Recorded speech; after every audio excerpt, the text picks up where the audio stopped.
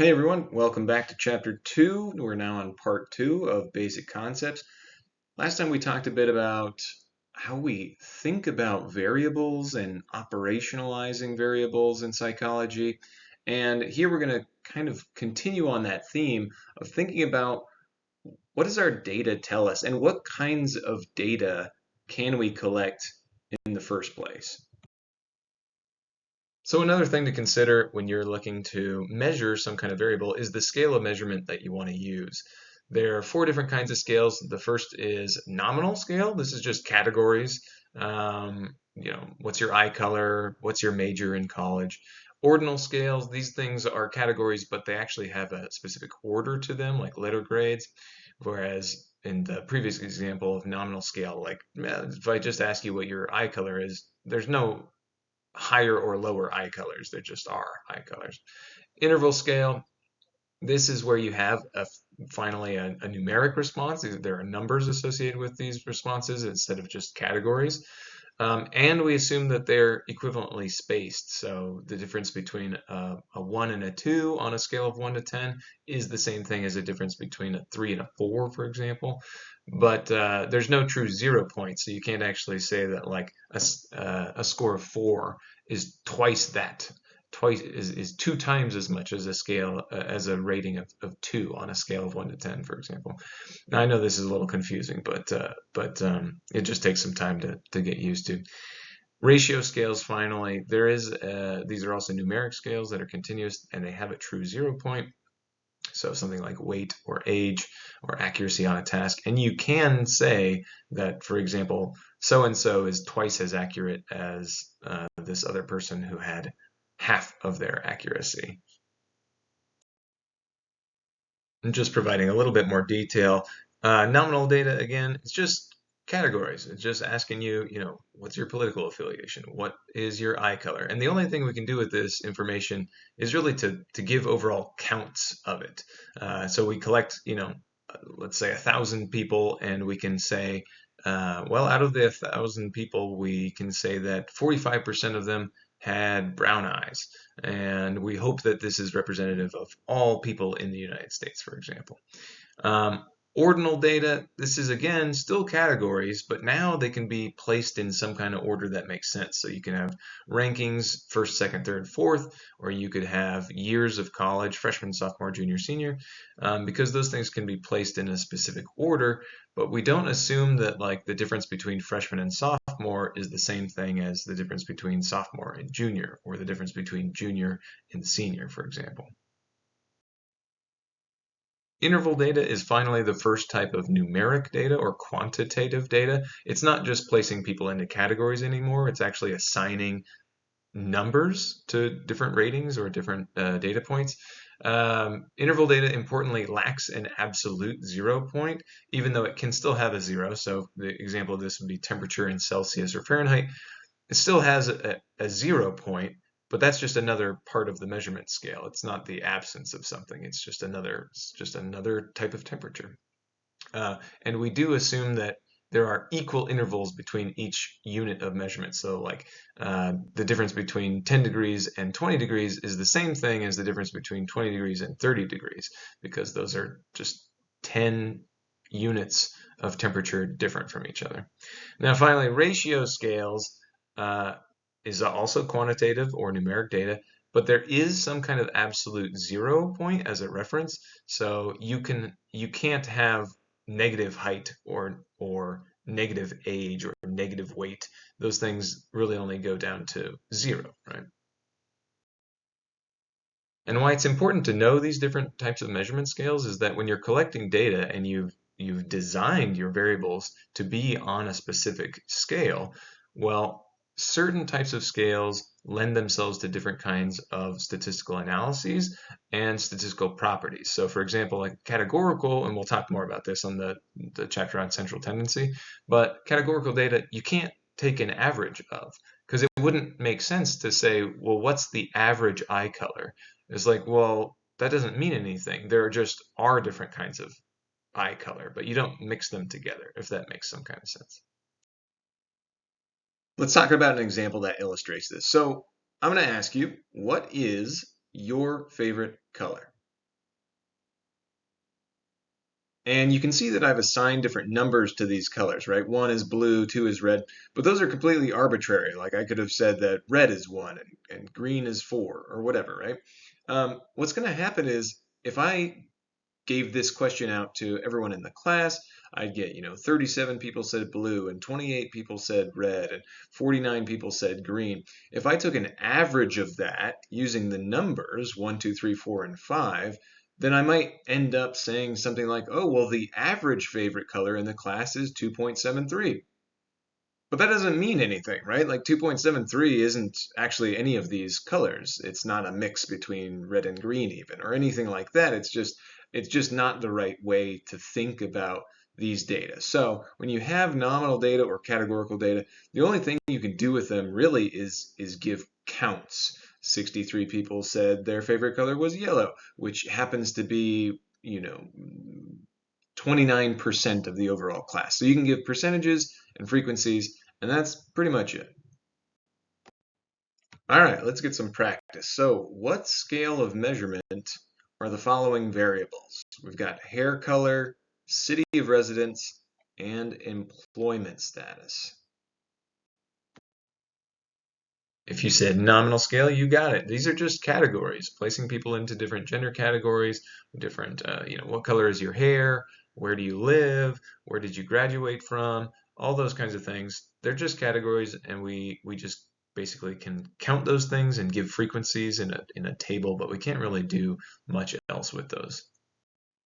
Okay, how about this one? We've got the variables education level, the degree to which I like mint chocolate ice cream, which is not very much, by the way, and standings in a race from first to fifth.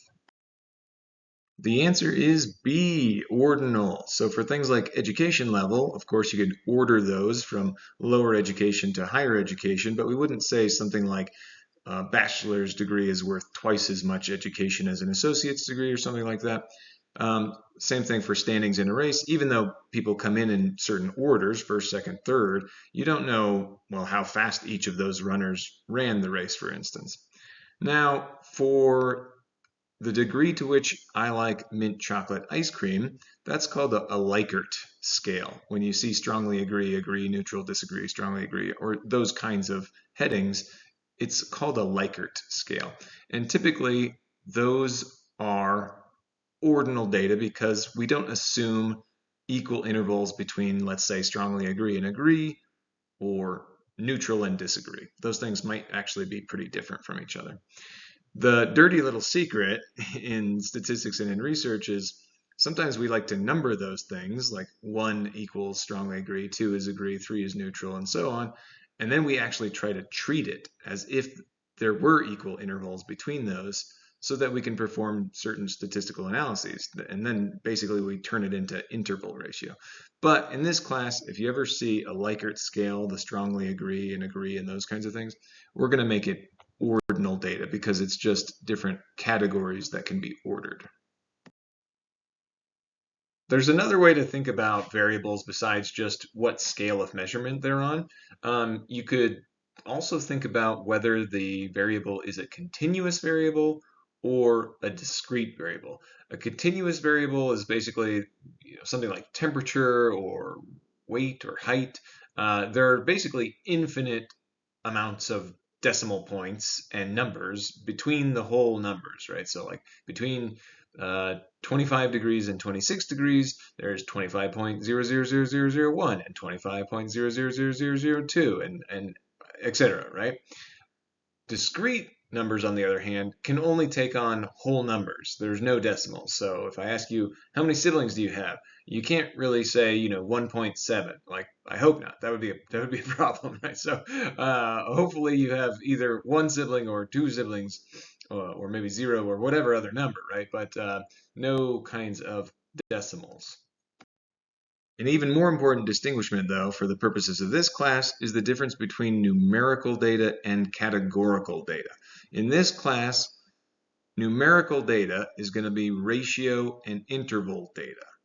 Categorical data, as the name implies, we're just talking about categories. So that's nominal data, eye color, gender, ethnicity.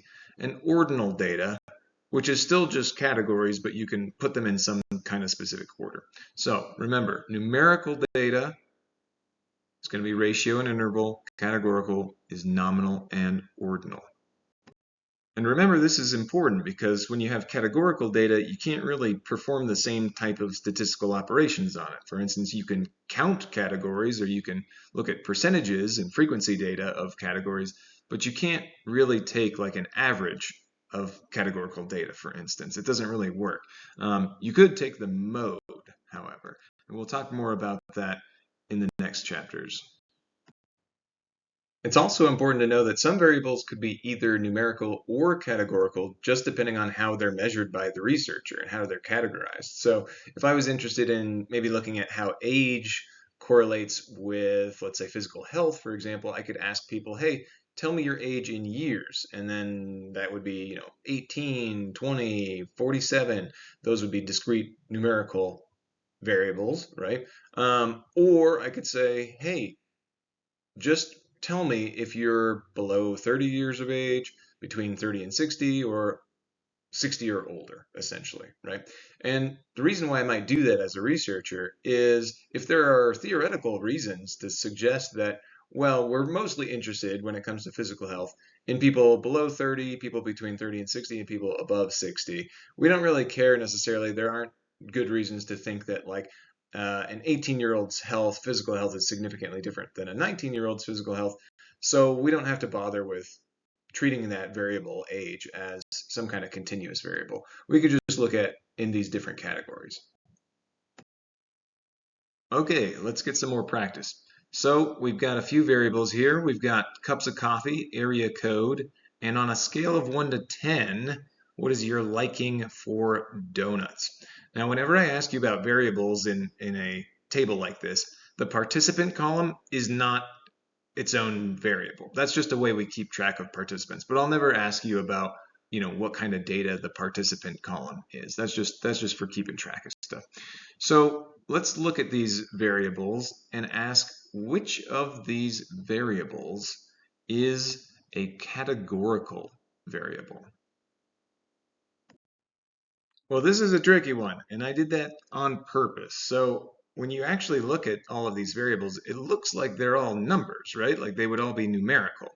But area code, even though that one specifically uses numbers, well, area codes are still just categories, right? Like it's not that the area code of 303 is somehow more of an area code than 301, for example. Those are just categories. They don't really tell you anything except for locations, essentially. So area code is going to be categorical. Now, which of these variables is ratio data? Well, that's going to be cups of coffee, right? Because ratio data means there's a true 0 point, and you could have 0 cups of coffee. You can't have negative cups of coffee. How about interval? Well, that's going to be on a scale of 1 to 10, the liking of donuts. We're going to pretend or assume that on a scale of 1 to 10, each of those measurement scales, the 1, 2, 3, 4, 5, 6, 7, 8, 9, 10, are equally spaced apart, and therefore that would be interval data. Now, if I was asking you about which of these are numeric data as opposed to categorical data, you could respond both the cups of coffee and the scale of 1 to 10 liking of donuts. Those are both going to be numerical. Hopefully that makes sense. All right, that's it for this video. We'll see you in the next one.